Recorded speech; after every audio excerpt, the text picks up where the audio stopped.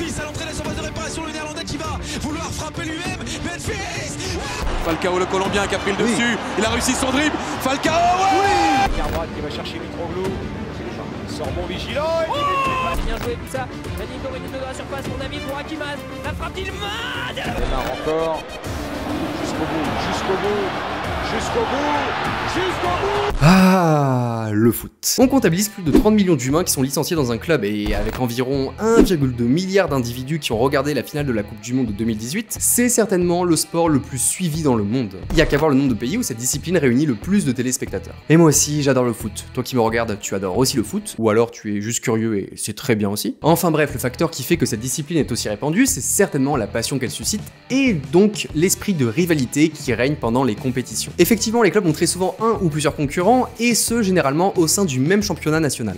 Liverpool et Manchester United en Angleterre, le Barça et le Real en Espagne ou Brest et Lorient en France. Le fameux derby breton. Les supporters sont les premiers à entretenir cette concurrence et certains en font trop. Genre vraiment trop. Mais concentrons-nous sur notre championnat français, la Ligue 1, qui lui aussi cristallise beaucoup de concurrence. Les Lyonnais et Stéphanois ne peuvent pas se blairer, tout comme les Lillois et les Lensois, sans parler de la fameuse rivalité Paris-Marseille, très alimentée à partir des années 1990 par Canal+. Ah, Marseille, quelle fabuleuse ville! Pourquoi vous pointez un fusil vers moi, monsieur? Et autour d'un débat animé de supporters de plusieurs équipes, une question demeure. Quel est le meilleur club du championnat ? Alors pour certains, il s'agit naturellement du Paris Saint-Germain qui domine très largement le classement depuis l'arrivée des Qataris en 2011. Pour d'autres, l'Olympique de Marseille est tout désigné car c'est le premier et seul club français à avoir remporté la Ligue des Champions. Enfin, les Lyonnais estiment que ce titre leur revient, en témoignent leurs bons et réguliers résultats athlétiques. Additionné à leur excellent centre de formation qui est, en tout cas, il me semble, dans les premiers d'Europe avec le Real et le Barça. Alors, quel est le meilleur club de France? Je suis ici pour trancher objectivement.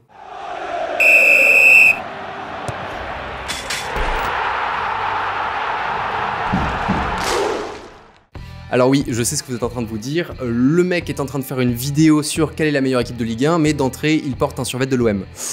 Niveau objectivité, c'est pas ouf. Et je vous comprends, et oui, c'est vrai, je supporte l'OM, mais promis, je serai le plus impartial possible pendant tout le long de cette vidéo. Déjà, qu'est-ce qu'on entend par meilleur club de France ? Si je ne me cantonne qu'aux résultats athlétiques de ces dernières années, Paris remporterait largement la palme et cette vidéo n'aurait pas lieu d'être. Vous vous doutez que l'équation est un peu plus complexe. Ce qui nous intéresse, c'est pas l'efficacité brute, mais la performance globale. Et la performance, c'est la relation entre trois aspects. Les moyens à disposition du club, ici on prendra en compte l'ensemble des dépenses de transfert sur une année de championnat à l'occasion des mercatos estivaux et hivernaux, à comprendre par les périodes où tu peux acheter et vendre des joueurs pour renforcer ton équipe. Ensuite, les résultats constatés, du coup le nombre de points que tu vas obtenir à l'issue de la saison. Je rappelle juste pour les néophytes qu'un match gagné te rapporte 3 points, qu'un match nul te rapporte 1 point et qu'une défaite te rapporte 0 points. Et les objectifs, là ça me paraît clair, on raisonne au niveau d'un championnat où le principe de concurrence règne.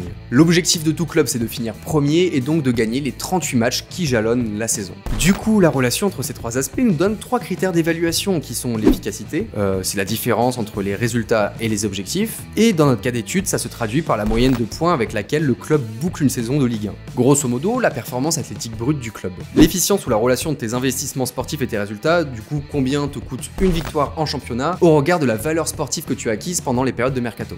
Si tu dépenses peu mais que tu gagnes beaucoup, bah tu seras efficient parce qu'une victoire te coûtera moins cher que tes concurrents. Et enfin, le rapport entre les moyens et les objectifs, c'est la pertinence. Mais là, à part faire une estimation à la louche, je ne sais pas vraiment comment mesurer la dite pertinence. Comment faire pour connaître le parfait équilibre budgétaire pour remporter une saison de Ligue 1? Ça, additionné avec l'évolution de l'inflation, vas-y, laisse tomber, c'est trop subjectif. Du coup, on dégage la pertinence. À la place, j'ai opté pour un critère d'évaluation qui, lui, est mesurable par des chiffres et qui est pour moi tout aussi important que l'efficacité et l'efficience. Il s'agit de l'attractivité. Quel est le nombre de spectateurs moyens qui assistent à un match lorsque tu joues à domicile? Cette variable est super importante, car à mon sens, les véritables propriétaires d'un club sont les supporters. Ils constituent sa culture et entretiennent l'intérêt qu'ont les individus pour lui. Du coup, je ne peux pas évaluer quelle est la meilleure équipe du championnat sans prendre en compte ce facteur. Alors ne vous énervez pas, je sais très bien que ces critères d'évaluation rencontrent quelques limites méthodologiques, mais on aura le temps d'y revenir pendant tout le long de la vidéo. En attendant, pour te défouler, dis-moi en commentaire quels sont selon toi les critères incontournables pour évaluer la performance d'un club. Ah et oui, juste avant de commencer, on va rapidement fixer l'intervalle de temps sur lequel on va bâtir notre analyse. Je suis d'avis de la commencer à partir de la saison 2011-2012, l'année où le Qatar est arrivé à la tête du PSG, qu'on le veuille ou non,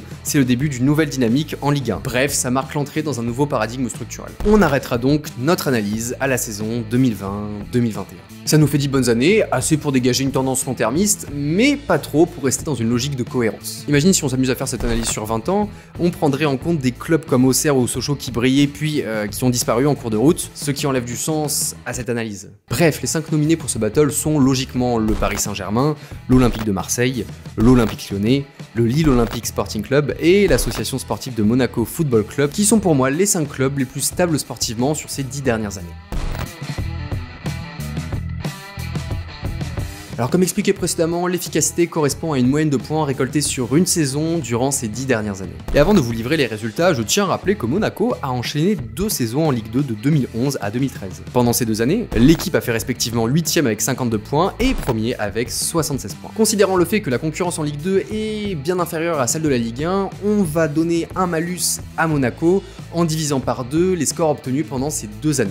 Enfin, si vous le voulez bien, on va directement passer au classement. En 5ème position, on retrouve nos amis monégasques avec une moyenne de 60,9 points. On notera un titre de champion de France en 2016-2017 avec Leonardo Jardim, 95 points récoltés, une équipe complètement insane avec des Benjamin Mendy, des Bernardo Silva, Mbappé, Falcao, Lemar, Subasic, Sidibé, Fabinho, Bakayoko, Glick et Germain en super joker pour l'attaque. Cette même saison, la formation monégasque atteindra les demi-finales de Ligue des Champions. Pendant cette décennie, l'ASM a fini 6 fois sur le podium, c'est excellent. Malheureusement, son passage en Ligue 2 entre 2011 et 2013 vient ternir cette très bonne performance sportive. En 4ème place, on retrouve mes confrères olympiens avec une moyenne de 61,2 points. La saison 2015-2016 sous les ordres de Michel sera un véritable naufrage, puisque l'OM finira à la 13ème place, là aussi avec 48 points. Malgré quelques étincelles avec André Villas-Boas en 2019-2020, avec Elie Boep en 2012-2013, avec Garcia en 2017-2018 et évidemment avec Marcelo Bielsa en 2014-2015, l'OM est trop instable dans ses résultats. Le LOSC prend le début du podium avec 61,5 points. Les Dogs restent sur une très bonne dynamique en termes de résultats sportifs. Champion de France en 2020-2021, dauphin en 2018-2019, 2 3e places et une bonne saison 2019-2020 où Lille est coupée dans son élan par le Covid. Bon, malgré quelques couacs, on pense notamment à la saison 2017-2018, on reste sur des très bons résultats et le club nordiste a su insuffler une excellente dynamique sportive, notamment depuis le lancement de son nouveau projet en 2017. En 2e place, les Gones de l'Olympique Lyonnais avec une moyenne de 66,5 points. Des performances régulières malgré un petit coup de mou en 2019-2020. Pourtant, l'institution dirigée par Jean-Michel Aulas depuis 1987 souffre selon moi d'une mauvaise valorisation de ses compétences brutes. L'équipe a un potentiel énorme mais très mal exploité par ses entraîneurs, je pense notamment à l'enchaînement chaotique Fournier, Genesio, Silvinho et Garcia. Mais bref, Lyon semble être sur une bonne dynamique avec un Peter Bosz tout juste débarqué, on leur souhaite le meilleur. Et sans surprise, le PSG remporte la première place avec 85,1 points, c'est énorme. Di Marianne, Marc Cavani, Zlatan, Thiago Silva et j'en passe, Paris a vu un nombre incalculable de superstars défiler sous ses couleurs durant ces 10 dernières années et finit 7 fois sur 10 premier de Ligue 1. Bravo aux Parisiens. Combien ça te coûte de gagner un match de Ligue 1 relativement à l'argent que tu as dépensé pendant ton mercato? Alors juste avant, un petit rappel pour nos amis néophytes. Les mercatos servent à acheter, vendre et même louer des joueurs qui ont une vraie valeur marchande. Ce marché des transferts est super important car, en vendant, le club gagne de l'argent et dégraisse sa masse salariale, puis en achetant, il renforce sa capacité athlétique, lui permettant d'aller chercher de bons résultats. Imagine tu décides de vendre ou de prêter un joueur un peu inutile mais avec un gros salaire.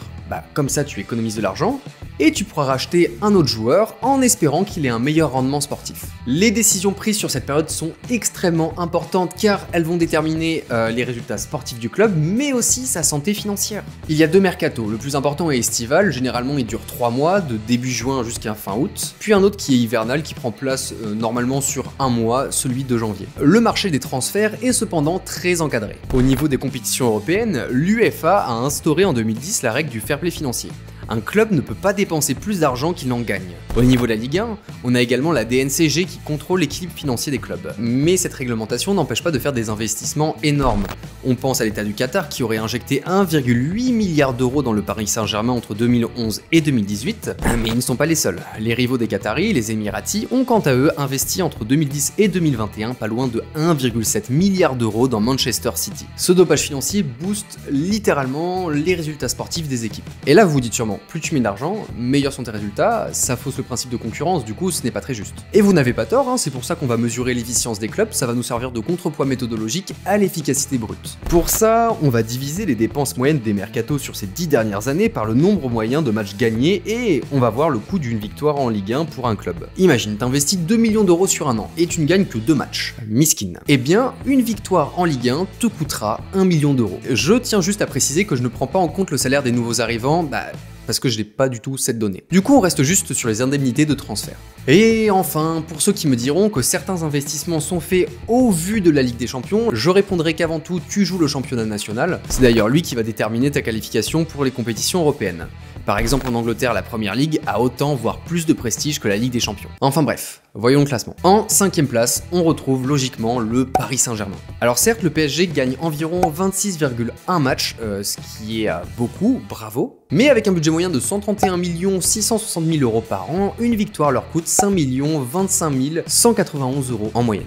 On pense notamment aux saisons 2017-2018 et 2018-2019 où le Qatar a injecté 238 millions d'euros et 277 millions d'euros, notamment pour faire venir Neymar pour 222 millions d'euros, ce qui est un montant record dans toute l'histoire du foot.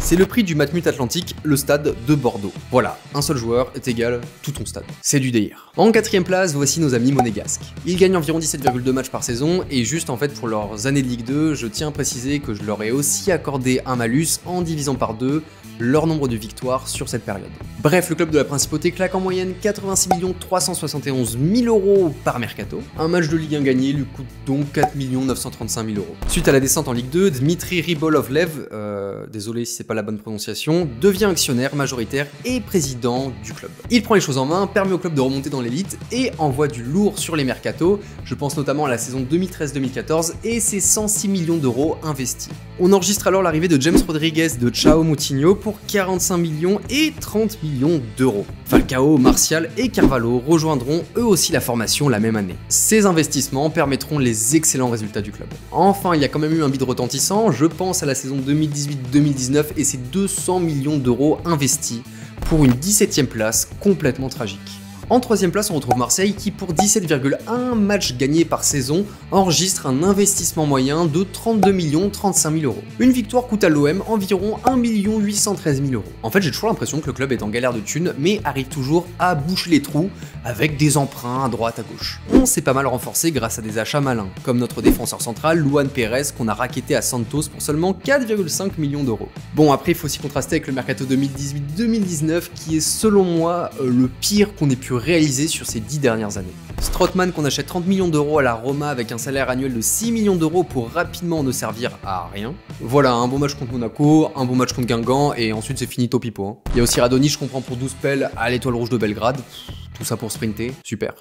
Bref, on aura dépensé 66 millions d'euros cette année pour une 3e place prise à l'arrache. Heureusement, un an plus tard, Villas-Boas nous fait des merveilles en finissant la 2e place, loin devant la 3e avec seulement 3 arrivées pour un total de 27 millions d'euros. Lille est notre 3e équipe la plus efficiente. Pour une moyenne de 17,1 matchs gagnés sur une saison, les Dogs dépensent annuellement 32 495 000 euros. Une victoire leur coûte en moyenne 1 841 000 euros, c'est plutôt propre. Oui bon, après, là je parle en termes de millions, faut savoir qu'il y a une énorme inflation qui entoure le milieu du foot. Du coup oui, ça paraît totalement déraisonnable de se dire qu'on va gagner un match de Ligue 1 ne serait-ce qu'avec 1 million d'euros, mais voilà, c'est comme ça. L'arrivée du duo Lopez-Campos en 2016, puis de l'entraîneur Christophe Galtier en décembre 2017 va insuffler une bonne gestion sportive au club, notamment en créant d'importantes plus-values sur de jeunes talents. En 2017-2018, Lille investit plus de 60 millions d'euros et malgré des résultats catastrophiques, le club finit par se mettre dès la saison suivante dans une dynamique vertueuse avec d'excellents scores pour des investissements annuels plus modestes. Et le club le plus efficient de France est l'Olympique Lyonnais. Avec une moyenne de 21 matchs gagnés par saison, le club investit annuellement 36 45 000 euros. Un match de Ligue 1 lui coûte environ 1 700 000 euros. C'est un excellent score qui, selon moi, illustre l'excellence de son centre de formation qui fait partie de l'un des meilleurs au monde. Sur le long terme, ça te coûte moins cher de former tes propres joueurs. Benzema, Ben Arfa, Lacazette, Fekir, Martial, Umtiti, Tolisso, Aouar. Bref, le nombre de top joueurs qui sortent de l'OL Training Center est énorme. Bon, même ça n'empêche pas les gones de temps en temps de faire des erreurs de casting, hein. Par exemple, je pense aux 25 pelles posées sur Joachim Andersen en 2019. Enfin, je me moque, mais Lyon a réussi à le vendre 22 millions d'euros à Crystal Palace, ce qui sauve les meubles. On arrive enfin à notre dernier critère d'évaluation, l'attractivité. Comme je vous l'ai dit, un club appartient à ses supporters avant d'appartenir à ses actionnaires, à ses dirigeants, à ses entraîneurs ou à ses joueurs. Ils sont de passage, nous, non. Du coup, il me paraissait important d'étudier le potentiel attractif d'un club, notamment en s'intéressant à la fréquentation du stade local. On sait tous que c'est un lieu où les supporters vont former le 12e homme pour avantager leur équipe à domicile. Dans les tribunes, on chante, on crie, on pleure, on dresse des tifos et des bâches, bref, c'est un moment de fête à partager ensemble. Alors juste pourquoi je prends pas en compte le pourcentage de remplissage, c'est-à-dire le taux de personnes présentes par rapport à la capacité d'accueil totale du stade. Tout simplement parce qu'un stade n'ouvre pas nécessairement l'entièreté de ses tribunes pour un match. Par exemple au Vélodrome, ça se fait généralement pour les réceptions de Paris et Lyon, genre les gros rendez-vous de la saison. Un stade c'est aussi un lieu où prennent place des manifestations culturelles comme des concerts, et c'est à ce moment où l'entièreté de l'édifice va déployer toute sa capacité d'accueil. Mais bon, à partir de là, il faudrait aussi étudier la politique tarifaire du club, la localisation du stade dans la ville, les infrastructures d'accueil du type parking, les revenus moyens du bassin de vie où est implanté le stade, mais aussi, surtout, mesurer l'ampleur de l'activité associative que fédère le supportering. Genre le nombre d'associations de supporters, leur nombre d'adhérents, l'ensemble de leurs actions, comment contribuent-elles à l'ambiance lors d'un match, est-ce que ce sont eux aussi qui font leur propre tifo, ou ont-ils recours à un prestataire externe, etc. Une tonne de données que je n'ai pas et de toute façon que je ne saurais traiter avec les moyens que j'ai. Du coup, si vous le permettez, on va juste rester sur la fréquentation moyenne du stade. Juste un dernier aspect méthodologique, dans le cas de l'Olympique de Marseille, je ne vais pas compter les chiffres de fréquentation des saisons 2011-2012, 2012-2013 et 2013-2014. Parce que de l'été 2011 jusqu'en automne 2014, le Vélodrome était en travaux. Les tribus Gannet et Jean Bouin ont été à tour de rôle démolis, il y a aussi eu des restructurations dans les virages sud et nord. Bref, le Vélodrome était amputé d'environ un tiers de sa capacité totale d'accueil, ce qui tronque vachement ses performances en termes d'attractivité. Mais bref, passons aux résultats. En bon dernier, on retrouve Monaco avec une moyenne de 5540 personnes présentes pour les matchs à domicile. C'est extrêmement ridicule. Alors, on sait que les monégasques ne sont pas forcément reconnus pour l'implication de leurs supporters. De par son manque de ferveur et donc de bruit, Louis II, c'est un peu la cathédrale de la Ligue 1. Lille occupe la 4e place avec un score correct de 32 938 personnes présentes à chaque match à domicile. Son public n'est peut-être pas aussi réputé que son voisin lensois, mais les Dogs peuvent compter sur une vraie base de supporters engagés et présents pour leur équipe. En 3e position, on part à la rencontre de nos amis lyonnais avec une moyenne de 39 610 personnes présentes à chaque match à domicile des Gones. Là aussi c'est plutôt honorable, Lyon peut compter sur des supporters investis. En 2e position, le PSG avec une moyenne de 45 562 spectateurs, ce qui commence à faire pas mal de monde. Bon, le plan Le Pro adopté en 2010 avait carrément mis les ultras à l'écart, mais depuis 2016, ils sont de retour au parc, bon, néanmoins avec quelques restrictions et un contrôle strict du club. Notamment la tribune de Boulogne qui ne pouvait pas disposer de plus de 2 capots il me semble, enfin voilà, les fans du PSG, arrêtez-moi en commentaire si je dis des conneries. Il y a aussi encore une problématique liée à la politique tarifaire très élevée du club, ce qui pour certains supporters restreint le retour total du football populaire au sein du Parc des Princes. En tout premier, on retrouve l'Olympique de Marseille avec une moyenne de 48 065 supporters présents en Vélodrome. En plus d'être le 14e stade le plus fréquenté d'Europe sur l'exercice 2019-2020, l'ambiance y est spectaculaire, le 12e homme olympien est un véritable facteur tactique. On se rappelle tous de ce match mal embarqué pour l'OM face à Leipzig en Europa League en 2018. Les Allemands finiront par céder à la pression des supporters dans un Vélodrome en fusion. Score final, 5-2 pour Marseille. Hiroki Sakai, le symbole est énorme, le symbole est gigantesque, l'irréprochable Hiroki Sakai. Ah ouais, les frissons. Bref, il est temps de découvrir quelle est la meilleure équipe de Ligue 1. On va prendre les quotients de performance sur les critères d'efficacité, d'efficience et d'attractivité, on fait la moyenne de ces derniers. L'équipe qui possède le quotient le plus proche du chiffre 1 a gagné. Alors Monaco se situe à la dernière place avec une note de 4,667. Malgré d'excellentes prestations sportives ternies par un passage en Ligue 2, les Monégasques ont une très mauvaise efficience. Une victoire en Ligue 1 leur coûte presque autant que les Parisiens pour des résultats moins bons et juste en termes d'attractivité, moins de 10 000 personnes en moyenne pour un match à domicile en Ligue 1, c'est extrêmement faible. Et du coup, ce manque de mobilisation populaire est fatal pour le classement. Les Lillois sont 4e de ce classement avec un quotient de 3. Lille a fait de très bons investissements ces 5 dernières années, ce qui lui vaut une bonne note au niveau de l'efficience. Mais il y a encore trop de défauts dans sa performance athlétique et dans son attractivité. Les Dogs finissent au pied du podium. Alors, il n'y a pas de 3e, il y a 2 clubs qui sont ex-aequo pour les places de 3e et 2nd. Il s'agit de Paris et Marseille. Et oui, les 2 grands rivaux de ces dernières décennies ont le même quotient de 2,667. Paris se distingue par son efficacité totale, par une très bonne attractivité, mais fait preuve d'une efficience à la limite du catastrophique. Alors oui, je sais, le PSG investit aussi pour la Ligue des Champions, mais au bout d'un moment, il joue prioritairement la Ligue nationale. Et je ne suis pas sûr qu'un investissement de plus de 500 millions d'euros sur 2 ans soit réellement pertinent, même au niveau d'une compétition européenne. Et Paris n'en a pas fini avec sa boulimie, avec les arrivées de Donnarumma, Wijnaldum, Hakimi, Messi et Ramos cette saison. Alors certes, les indemnités de transfert sont minimes par rapport à la valeur sportive acquise, mais les salaires sont vraiment insane. Marseille bat quant à elle la capitale en termes d'attractivité et fait preuve d'une efficience en somme toute relative. Ce qui est assez amusant lorsqu'on sait que sous la présidence de Jacques-Henri Hérault, le club a gaspillé plus de 200 millions d'euros sur le mercato. Mais le plus gros défaut des Phocéens, c'est le manque de régularité dans les résultats. Enfin voilà, j'espère que la récente arrivée de Longoria à la présidence du club va apporter un peu de structure dans tout ça. Bref, amis parisiens, nous ne sommes pas si différents. Faisons la paix. Je rigole. Et les tout premiers sont, putain fait chier, les Lyonnais avec un coefficient de 2. Troisième pour la fréquentation du stade, deuxième en termes d'efficacité et premier sur l'efficience. On sent une vraie stabilité au sein du club, hein. Évidemment la variable Jean-Michel Aulas a grandement contribué à cette réussite. C'est chiant à admettre, mais avec les mêmes cartes que nous Marseillais, les Lyonnais arrivent à faire mieux, du moins sur ces 10 dernières années. J'espère que vous avez kiffé la vidéo et son principe, hein. Quand j'aurai plus de données, de techniques et de temps, j'aimerais faire une matrice un peu plus complète. En tout cas, réagissez dans les commentaires, hein. Dites-moi comment selon vous, vous aurez évalué le meilleur club de Ligue 1 en termes de performance globale. Si vous avez aimé, d'ailleurs, on pourra réitérer l'expérience sur d'autres temporalités, sur d'autres championnats, ou même carrément faire une grosse analyse globale et mondiale. On s'abonne, on like, je vous embrasse.